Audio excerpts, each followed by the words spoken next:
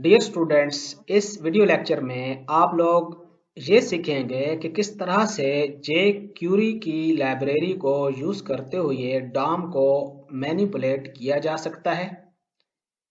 इस सिलसिले में मैंने दो इंतहाई सादा और दिलचस्प एप्लीकेशंस डेवलप की हुई हैं।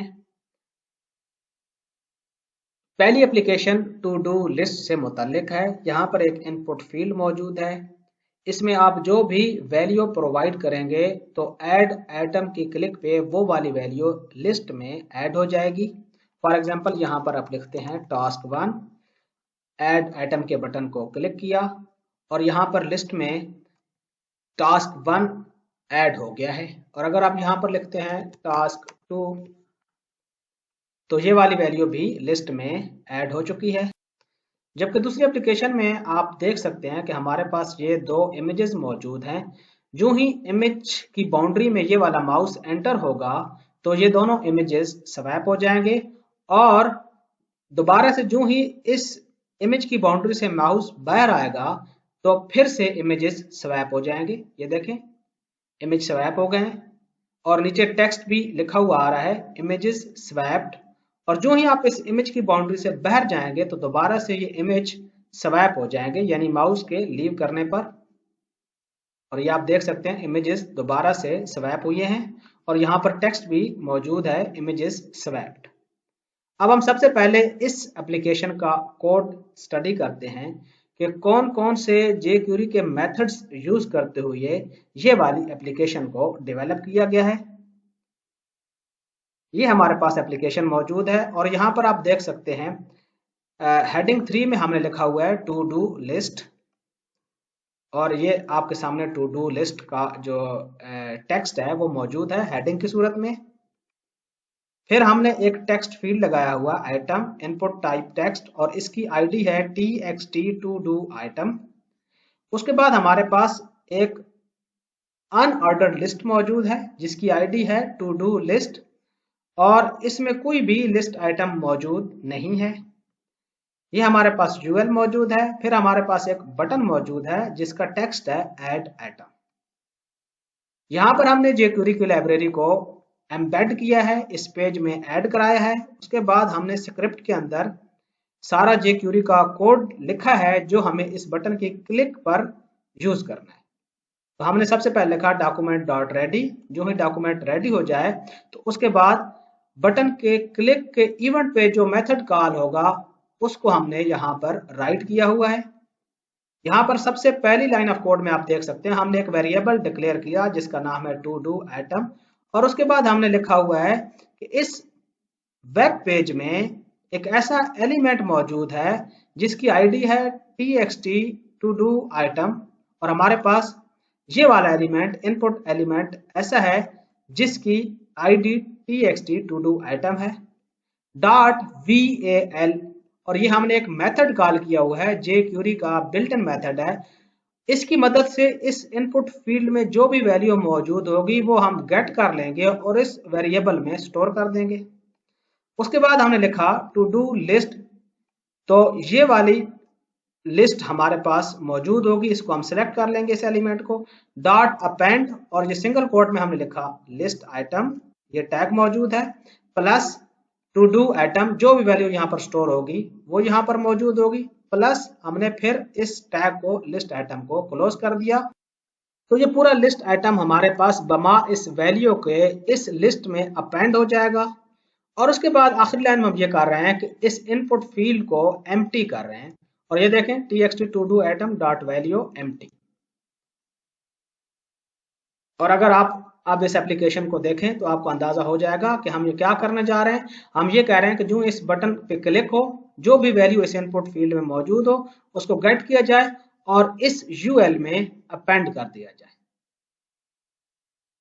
मुझे उम्मीद है कि इस सादा सी एप्लीकेशन की आपको बहुत अच्छी तरह से समझ आ गई होगी। और आप यहाँ पर देख सकते हैं कि हम डॉम के दो मेथड्स यूज कर रहे हैं, डॉम मैनिपुलेशन का मेथड है, ये बिल्ट इन मेथड है jQuery में।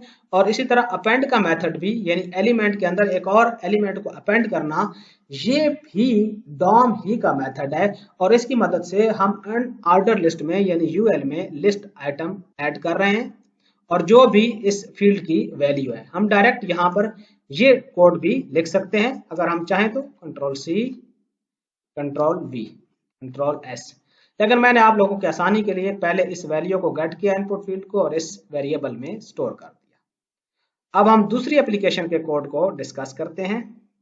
ये हमारे पास जो इमेज स्वैपिंग की एप्लीकेशन है, माउस एंटर और माउस लीव दोनों के केस में आप देख रहे हैं कि इमेजेस स्वैप हो रहे हैं। इन दोनों इवेंट्स के अगेंस्ट सिर्फ एक इवेंट भी लिखा जा सकता है जिसको होवर कहते हैं।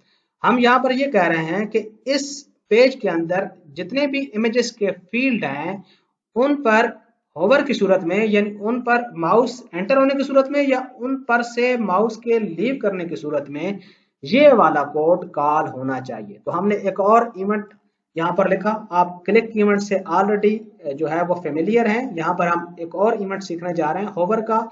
होवर का इवेंट तब कॉल होगा जब किसी एलिमेंट की बाउंड्री में माउस एंटर होता है या उसी एलिमेंट की बाउंड्री को माउस लीव करता है। और ये हमारे पास इमेज स्वैपिंग का कोड मौजूद है। इससे पहले कि हम इस कोड को डिस्कस करें, हम HTML कोड को डिस्कस कर लेते हैं। हमारे पास दो इमेजेस मौजूद हैं। इस इमेज की आईडी image1 है और इस इमेज की आईडी image2 है। और यहाँ पर आप फंक्शन का कोड देखें कि हम सबसे पहले image1 का जो सोर्स है, ये एट्रीब्यूट सोर्स के थ्रू हम इमेज का सोर्स प्रोवाइड करते हैं। इसमें जो भी वैल्यू होगी उसको हम गेट कर रहे हैं और इस image1 सोर्स में स्टोर कर रहे हैं। और यहाँ पर इस केस में plant.jpg स्टोर हो चुका होगा।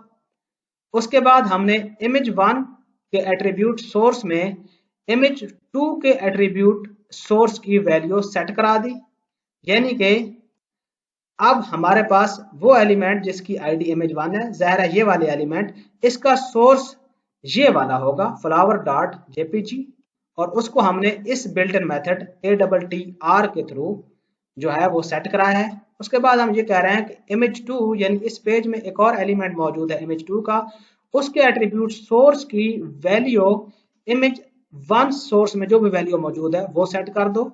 और यहाँ पर आप देखें ATTR एक बिल्ट इन मेथड है और इसमें दो पैरामीटर्स हम पास कर रहे हैं। तो हमने यहाँ पर इसके सोर्स की वैल्यू ये वाली सेट करा दी और उसके बाद हमने इस पेज में जो div का एलिमेंट है उसको गेट किया और उसकी HTML, ये HTML एक बिल्ट इन मेथड है और इसमें हम HTML पास कर रहे हैं। बोल्ड का टैग है, कुछ हमने इनलाइन CSS लिखी हुई है और साथ ही हमने लिखा हुआ है images swapped। तो ये HTML के मेथड के थ्रू इस div में, ये वाला div जो अभी तक एम्प्टी है, ये वाली HTML ऑटोमेटिकली राइट हो जाएगी और आपके सामने आपको नजर आ रहा होगा, ये देखें इमेजेस स्वैप हो चुके हैं। मुझे उम्मीद है कि आपको ये दूसरी एप्लीकेशन की भी बहुत अच्छी तरह से समझ आ गई होगी। इस एप्लीकेशन में आपने डॉम मैनिपुलेशन से मुतालिक दो मजीद मेथड सीख लिए हैं, एक HTML का बिल्ट इन मेथड और दूसरा ATTR का बिल्ट इन मेथड। यहाँ पर आप देख सकते हैं कि ATTR के मेथड के दो वर्जन्स हैं। पहले वर्जन में आप देख सकते हैं कि सिर्फ आप एक पैरामीटर पास कर रहे हैं और इसकी मदद से आप वैल्यू गेट कर रहे हैं image1 के सोर्स की। और दूसरा जो है इसमें आप देख सकते हैं इसमें दो पैरामीटर्स पास कर रहे हैं और इसमें दरअसल आप image1 के एट्रीब्यूट सोर्स में एक और इमेज का सोर्स सेट कर रहे हैं। इन दोनों लाइंस में आप बिल्कुल ऐसे ही कर रहे हैं, एक में image1 का सोर्स सेट कर रहे हैं और दूसरे में image2 का सोर्स सेट कर रहे हैं ATTR का मेथड यूज करते हुए।